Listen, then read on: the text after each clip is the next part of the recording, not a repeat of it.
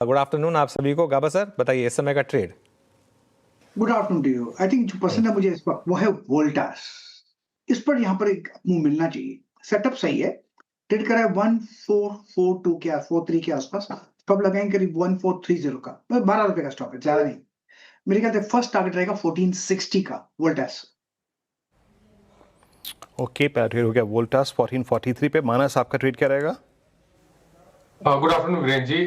तो देखिए सिप्ला पे खरीदारी करने की राय रहेगी। सिप्ला में एक फ्रेश ब्रेकआउट देखने को मिला है कि जो 1600 से 1605 की रेंज थी, काफी समय से ये रेंज ब्रेक नहीं हुई थी, बट आज ये रेंज ब्रेक हुई है। वॉल्यूम्स काफी अच्छे हैं, तो करंट लेवल्स पे सिप्ला में खरीदारी करने की राय रहेगी। 1604 का आपको स्टॉप लॉस लगाना है और 1700 1700 रुपए के टारगेट सेट करने हैं। ऑप्शन में अगर आप ट्रेड लेना चाहें तो 1640 का जो कॉल ऑप्शन है सिप्ला का, वहां पर खरीदारी कर सकते हैं। करंट प्राइस चल रहे हैं उसके 20 रुपए के आसपास, वहां पर खरीदारी करिए। 10 रुपए का स्टॉप लॉस लगाइए और 60 रुपए के टारगेट सेट करिए। Okay Rajesh ji, good afternoon. Rajesh ji आपकी ट्रेड। वेरी गुड आफ्टरनून अनुज जी, गुड आफ्टरनून एवरीवन। अनुज जी देखिए, नजर फार्मा सेक्टर पे ही है और मुझे लगता है फार्मा जिस तरह से यहाँ पे आप कह सकते हैं एक डिफेंसिव प्ले दे रहा है आज, तो वहां पे हम बेट करेंगे, बेट लेंगे। तो सन फार्मा ये मेरा टॉपिक होगा। देखिए सन फार्मा कल एक ब्रेकआउट दिया है, आज थोड़ा अर्ली सेशन में आप कह सकते हैं कि पॉज था, लेकिन अभी लगता है अर्ली चार्टिंग पर्टिकुलरली देख के कि यहाँ पे मूव कंटिन्यूशन मिल सकता है। फार्मा पे वैसे भी बजेंगे, तो 1693 ये फ्यूचर प्राइस है। 1680 का स्टॉप लॉस रखे और 1720 से लेके 1740 ये दो टारगेट हो गए सन फार्मा। ओके, आपका सन फार्मा ट्रेड। सौमिल आपका ट्रेड क्या रहेगा? Good afternoon. Good afternoon to everyone and happy Diwali. मेरा ट्रेड होगा क्यूमिंस इंडिया पर, और यहाँ पर एक अप ट्रेंड चल रहा है ऑलरेडी, और अभी 40 और 20 डेली मूविंग एवरेज पे सपोर्ट लेके एक छोटा सा कंसोलिडेशन ऊपर की तरफ टूटा है। मुझे लगता है कि मीडियम टर्म में भी ये ट्रेंड कंटिन्यू रहेगा। In the very short term stop loss होगा 3940, टारगेट होगा 4250। Comments. Arun ji good afternoon, बताइए आपकी ट्रेड। जी good afternoon sir and happy Diwali to all. Anuj ji मुझे लग रहा है बीपीसीएल में बाई करने की सलाह है। 339 340 के आसपास चल रहा है। इसमें आरएसआई में पॉजिटिव डाइवर्जेंस देखने को मिल रहा है, तो इस लेवल के आसपास बाई करें। 335 का स्टॉप लॉस रहेगा और 352 का टारगेट। ओके, बीपीसीएल 339 पे आपका बाय कॉल है। अब चलते हैं आज की फंडा कॉल के लिए। शरद अवस्थी जी हैं। शरद जी गुड आफ्टरनून, दीपावली की शुभकामनाएं आपको हार्दिक। आपकी कॉल क्या रहेगी आज की? गुड आफ्टरनून जी, आप सबको भी दीपावली की हार्दिक शुभकामनाएं।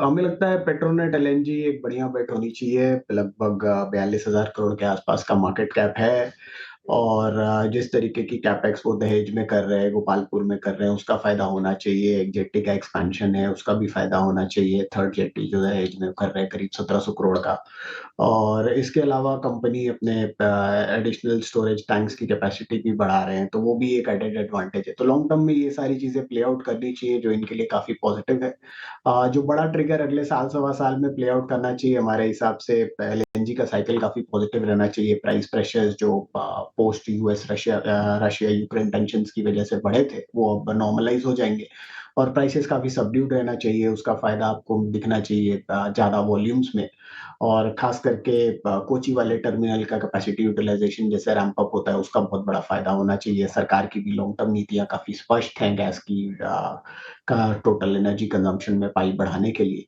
तो हमारा ये मानना है अगले साल कंपनी आसानी से अगले 12 से 15 महीनों में 30 रुपए के आसपास की कमाई डिक्लेयर कर सकती है, और ये साइकिल के इंप्रूवमेंट में आइडियली आपको थोड़ा बहुत मार्जिन इंप्रूवमेंट भी दिखाई देता है। 4% के आसपास की डिविडेंड यील्ड भी है। कंजर्वेटिवली भी चलें तो मेरे हिसाब से 13 का मल्टीपल मिलना बहुत मुश्किल नहीं होना चाहिए। तो 390 के शुरुआती लक्ष्य के हिसाब से Petronet LNG. Okay, Petronet LNG ये हो गई एक आपके लिए एक इन्वेस्टमेंट बेट। चलिए अब थोड़ा सा आगे बढ़ते हैं और कुछ और स्टॉक्स की बात करते हैं। सिप्ला करीब करीब 4% ऊपर, मानस ने अभी पिक भी दिया सिप्ला। कुछ और स्टॉक्स हैं जहां पर अच्छे मूव्स इस समय आ रहे हैं, उनमें ऑब्वियसली फेडरल बैंक तो है ही 7% ऊपर। शरद जी गुड आफ्टरनून, हैप्पी दिवाली मेरी तरफ से भी। फेडरल बैंक पर अब क्या व्यू है, इस लेवल पर भी बाय किया जाए? हैप्पी दिवाली अनु जी। 1.4 का प्राइस टू बुक मुझे नहीं लगता कि बहुत एक्सपेंसिव है फेडरल बैंक के लिए। काफी समय से शायद प्राइवेट सेक्टर बैंक्स के एट पार मिलने की बात हम कर रहे थे। लेकिन अब जिस तरीके की एसेट क्वालिटी इन्होंने through out post Covid era में भी मेंटेन की है, गोल्ड लोन में जिस तरीके का एक्सपेंशन है, नॉन साउथ बिजनेस में जिस तरीके का एक्सपेंशन है, मुझे लगता है ये टाइम काफी राइप है कि इस बैंक को लगभग 2 के आसपास के प्राइस टू बुक मल्टीपल्स तो मिलने चालू हो ही जाने चाहिए। थोड़ा बहुत कॉन्ट्रैक्शन प्राइवेट बैंक्स के मल्टीपल में भी आया है, तो मुझे लगता है वो गैप अब कंपैरेटिवली काफ़ी कम हो जाएगा। तो अगर वो भी होता है तो मेरे हिसाब से 30% की तो नॉर्मल अपसाइड वहीं से आ जानी चाहिए, जो प्राइस टू बुक एस्केलेट होता है। और प्लस इसके बियॉन्ड मुझे लगता है ग्रोथ रेट्स भी काफ़ी रोबस्ट रहने चाहिए अक्रॉस द बोर्ड। जो एडवांसेस की ग्रोथ वगैरह है, आप भी सुबह से बात कर ही रहे। मुझे लगता है वो ग्रोथ रेट्स वगैरह काफ़ी स्ट्रेंथन होनी चाहिए। आने वाले 6 महीनों में और ज़्यादा आपको विजिबली उसका असर दिखना चाहिए, जिसका फ़ायदा फेडरल बैंक को भी मिलेगा। तो मुझे लगता है कंजर्वेटिवली भी आप पकड़ते हैं तो मेरे हिसाब से 30% जैसी अपसाइड तो यहाँ से और है। तो अभी भी मेरे हिसाब से बेचने की जल्दी नहीं करनी चाहिए। बेचने की जल्दी नहीं करनी चाहिए अभी भी। चलिए एक छोटा सा ब्रेक ले रहे हैं हम और उसके बाद लौटेंगे और कुछ और स्टॉक्स की बात करेंगे।